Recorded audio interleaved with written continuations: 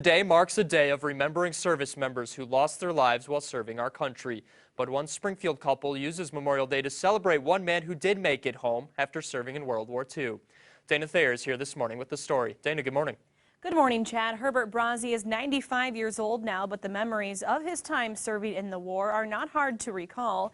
And as he and his wife spend time today thinking of soldiers who have lost their lives, they continue to remember how grateful they really are. With a shirt fitting for Memorial Day weekend, Herbert Brazzi looks back on his family's long journey and 72 years of marriage to his sweetheart Mildred, all chronicled in his daughter's new scrapbook. I didn't know she had all this. Having served nearly 30 missions as a waist gunner in the U.S. Army Air Force, Herbert had some close calls in the air over Germany. Our first missions was during the Battle of the Bulge. I guess one of our nearest catastrophes was during that time. With the first, then the second, and finally the third engine going out in his plane, his crew had no choice but to break protocol and land dangerously with unused bombs on board.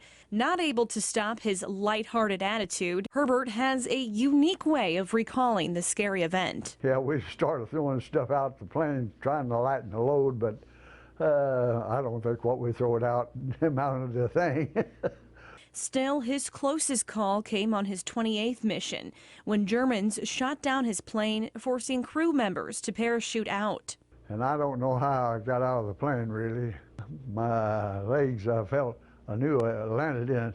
I thought it was a little bush, but I landed in a tree, knocked myself unconscious. Although he says he was treated just fine, he knew it was his wife Mildred that was suffering the most. Not long after, she got a telegram saying he was missing.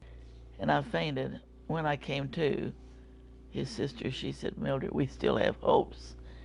He's missing. We know he's alive." And keeping those hopes for 4 long months paid off once Herbert was finally released. He wrote a letter that wouldn't arrive until later. "You need not worry about me." Their first real contact came as soon as he borrowed some money. Call me long distance. Boy, that was good to hear his voice.